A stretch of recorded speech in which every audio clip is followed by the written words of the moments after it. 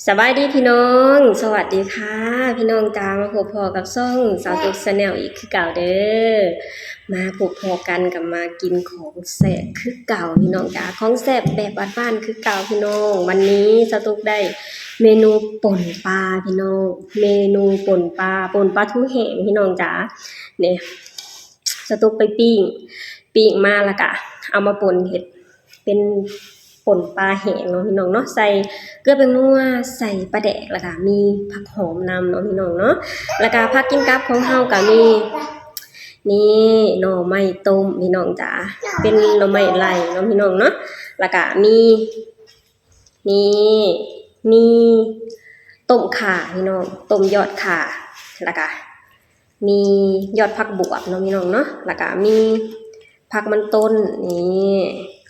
มาพี่น้องมาแซ่บนำกันเด้ออยู่กับคนน้อยคือเก่าพี่น้องจ้ะไปเบิ่งตุ่นไปลูกไปจ้ะอย่ามาสอแม่เด้อมาพี่น้องแซ่บๆนำกันเลยกับข้าวเหนียวฮ้อนๆคือเก่าพี่น้องจ้ะนี่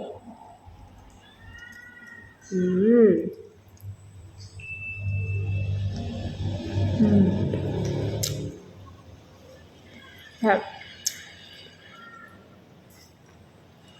มา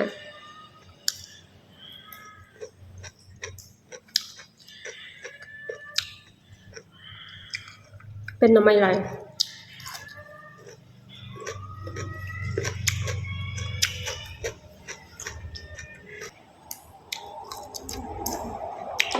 ครับกินของบ้านๆพี่น้องแต่ละมื้อ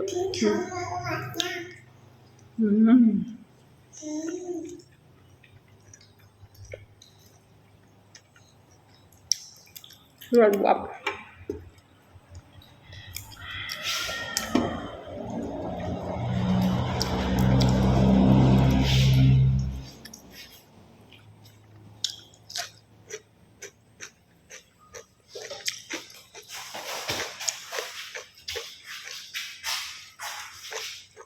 ไปกินหนัง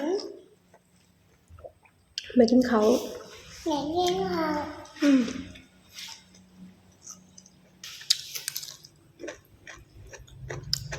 ครับ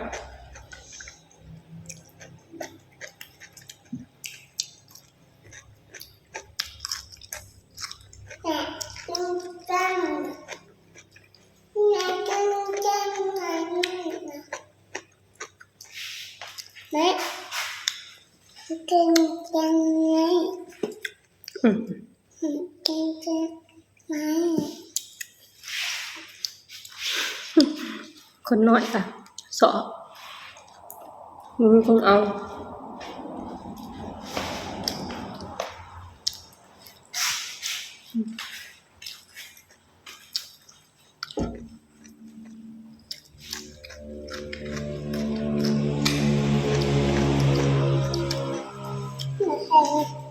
น้ำมันต้น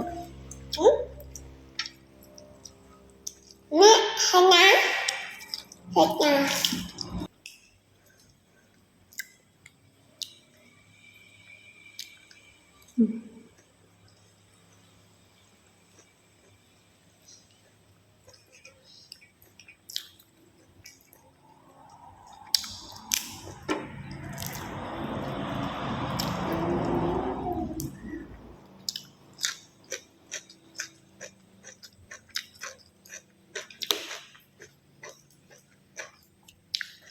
เนี่ยบวกเอามากระเทียมมันยังหอม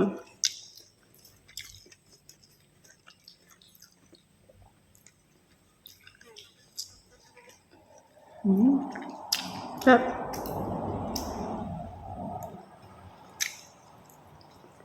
มีของแบบทำแซ่บ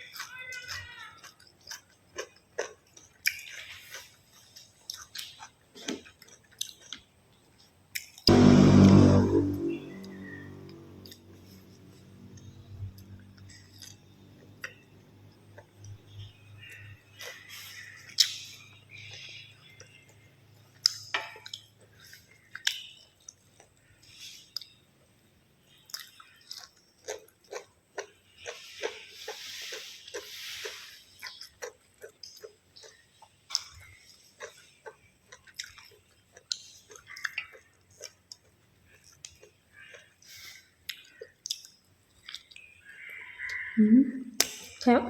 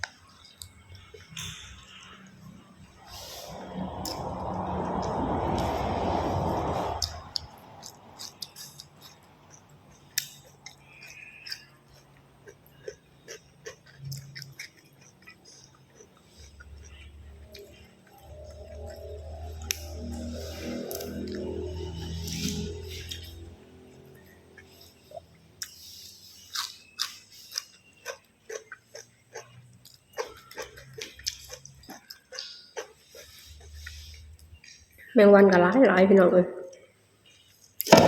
ช่วงนี้หน้าฝนมันชื้นแมงวันหลาย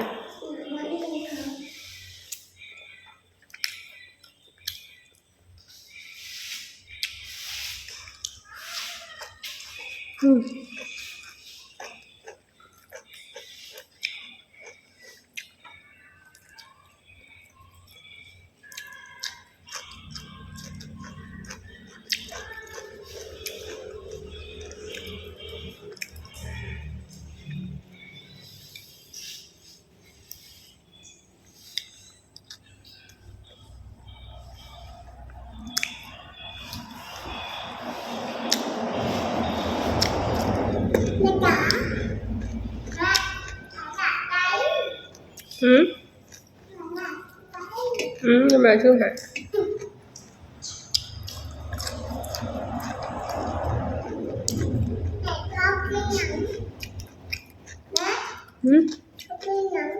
เขากินเขา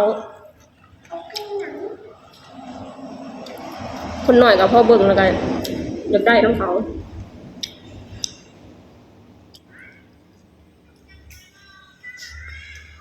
พ่ออยากได้แล้วก็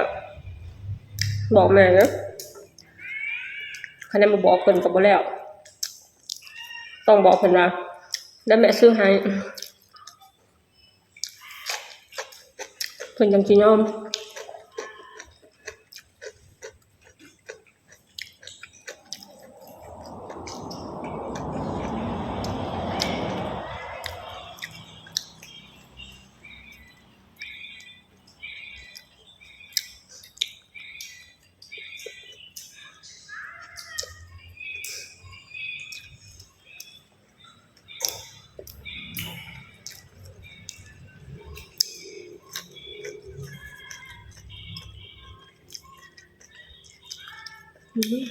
ครับ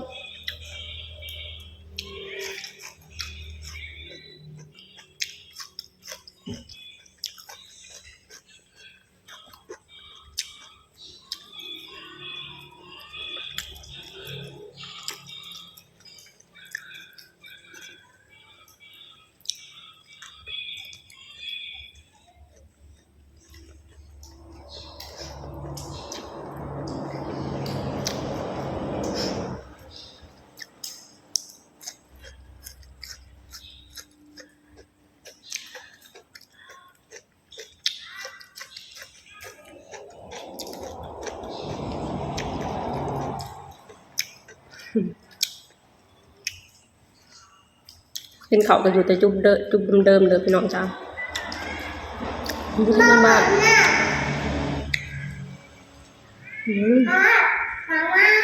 เพราะว่าช่วงนี้อยู่ข้างนอกถ้าฝนบ่ตกก็แดดออก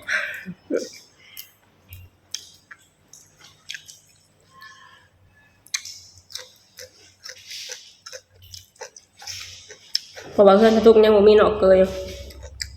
ทุกยังบ่ได้ก่อออกก็เลยบ่มีบ่อนอยู่บันไดอยู่ข้างนอกหากว่าใครสิมาหาสตุกน่ะแนมมาน่ะบ่เห็นออกไปนอกอยู่ข้างนอกเพราะส่วนมากสตุกก็อยู่ในบ้านเนาะมันแดด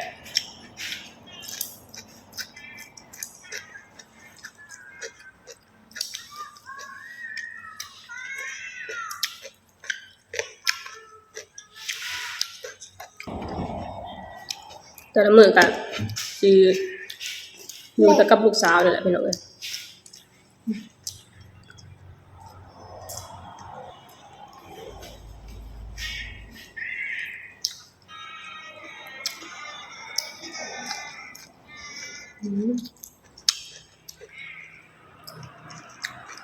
ครับ